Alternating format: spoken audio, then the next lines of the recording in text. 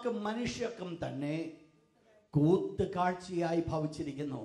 അപ്പോൾ പൗലോസിനെ ഇത്രമാത്രം നമ്മൾ ബഹുമാനിക്കുമെങ്കിൽ, ഇത്രമാത്രം നമ്മൾ ആദരിക്കുമെങ്കിൽ, പൗലോസിനെ തന്നെ മറ്റുള്ളവർ തന്നെ കാണുമ്പോൾ പറയുന്നത്, പൗലോസ് ഇപ്രകാരം പറയുന്നു, ഞാൻ അവർക്കാരായിരിക്കുന്നു, ഒരു കൂത്തുകാഴ്ചയാണ്. അതാണ് പൗലോസ് അപ്പോസ്തലൻ പറയുന്നത്, ഞാൻ അവർക്കൊരു പരിഹാസം, അവർ ഈ കർത്താവിന് വേണ്ടി ഞാൻ പരിഹാസം അനുഭവിക്കേണ്ടതായിട്ട് വന്നു. വായിച്ചോട്ടോ 2 കൊരിന്ത്യർ 18 11-12. 2 Corinthians chapter 11 verse 12. എന്നെ നിന്ദിപ്പാൻ കാരണം അന്വേഷിക്കുന്നവർക്ക് കാരണം അറുത്ത് കളയേണ്ടതിന് നിങ്ങൾ മനസ്സിലാക്കണം, ഇത്രമാത്രം ഉന്നതമായിരിക്കുന്ന പദവിയിൽ ആയിരുന്ന പൗലോസിനെ വരെ ആൾക്കാർ എന്ത് ചെയ്തു? നിന്ദിച്ചു. പക്ഷെ ഈ നിന്ന എന്തിനു വേണ്ടി ആയിരുന്നു എന്നുള്ളത് മനസ്സിലാക്കണം. ഈ നിന്ന എന്ന് പറയുന്നത് ദൈവത്തിന് വേണ്ടി വിശ്വാസ സംബന്ധമായിട്ടാണ് നിന്ദിക്കപ്പെടുവാനിടയായിട്ടുള്ളത്.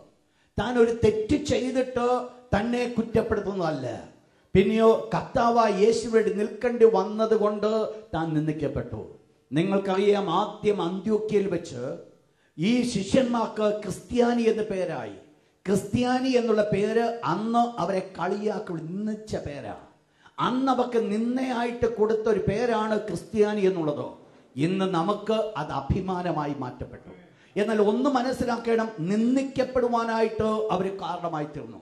എൻ്റെയും നിങ്ങളുടെയും ജീവിതത്തിലേക്ക് നോക്കിക്കഴിഞ്ഞാൽ എനിക്കും നിങ്ങൾക്കും ഇഷ്ടം പോലെ ഇങ്ങോട്ട് ഇറങ്ങി തിരിച്ചതുകൊണ്ട് നിന്ദകളൊക്കെ ഉണ്ടായിട്ടുണ്ട്. പലപ്പോഴും നിന്ദകൾ ഉണ്ടാകുന്നത് കൊണ്ട് ഈ പണിക്കൊന്നും പോകണ്ട, ഇവിടം വരെ മതിയെന്ന് ചിന്തിച്ച് നിൽക്കുന്നവരുമുണ്ട്. പക്ഷെ ഒന്ന് മനസ്സിലാക്കണം, ഈ നിന്ദയെന്ന് പറയുന്നത് ദൈവത്തിന് വേണ്ടി നിൽക്കുമോ ഇല്ലയോ എന്നറിയുവാൻ സ്വർഗത്തിലെ ദൈവം നമ്മുടെ മുൻപിൽ വെച്ചിരിക്കുന്ന ഒരു പരീക്ഷയെന്ന് മനസ്സിലാക്കണം. ആ പരീക്ഷയുടെ മുൻപിലാണോ ഞാൻ നിങ്ങൾ നിൽക്കുന്നത്? ജയിക്കുകയോ പരാജയപ്പെടുകയോ ചെയ്യുവാൻ സാധിക്കും. ദൈവത്തിന്റെ ആഗ്രഹം ജയിക്കണമെന്നുള്ളതാണ്. നമ്മളാണ് തിരഞ്ഞെടുക്കേണ്ടത്, ഞാൻ ജയിക്കണമോ വേണ്ടയോ എന്നുള്ളത്. വിശ്വാസത്തിന് വേണ്ടി കാലെടുത്ത് വെച്ചാൽ അതിന്മേൽ ജയമെടുക്കുവാൻ സാധിക്കും, അല്ലെങ്കിൽ പരാജയമായിരിക്കും നമ്മുടെ ജീവിതത്തിൽ അനുഭവിക്കേണ്ടത്. പരാജയം ജീവിതത്തിൽ കടന്നു വന്നാൽ ഒന്ന് മനസ്സിലാക്കണം, ആ പരാജയത്തോടുകൂടി ആയിരിക്കും അടുത്ത പരാജയം കടന്നു വരുവാൻ പോകുന്നത്. ഏത്? നിത്യജീവൻ നഷ്ടമാകുവാൻ പോകുന്നത്.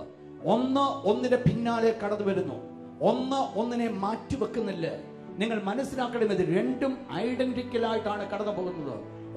ഒന്നിനോട് പറ്റിച്ചേർന്ന് കടന്നു പോകുകയാണ്. അങ്ങനെയെങ്കിൽ ഇവിടെ ഈ ലോകത്തിൽ നിന്ദിക്കപ്പെടുവാൻ നമുക്ക് മനസ്സില്ല എങ്കിൽ ദൈവത്തിന്റെ നിത്യരാജ്യത്തിലേക്ക് എനിക്കും നിങ്ങൾക്ക് പ്രവേശിക്കുവാനുള്ള ബുദ്ധിമുട്ട് അവിടെ കടന്നു വരുവാനായിട്ട് കാരണമായി തീരും. പൗലോസ് അപ്പോസ്തലൻ പറയും, ഞാൻ ഒത്തിരി നിന്ദിക്കപ്പെട്ടു. പക്ഷേ ആ നിന്ദകൾ മുഴുവൻ എന്തായി മാറ്റി? താൻ ഒന്ന് മനസ്സിലാക്കി, എന്റെ ദൈവത്തിന് വേണ്ടിയാണോ ഞാൻ ഇന്ന് സഹിക്കുന്നത്?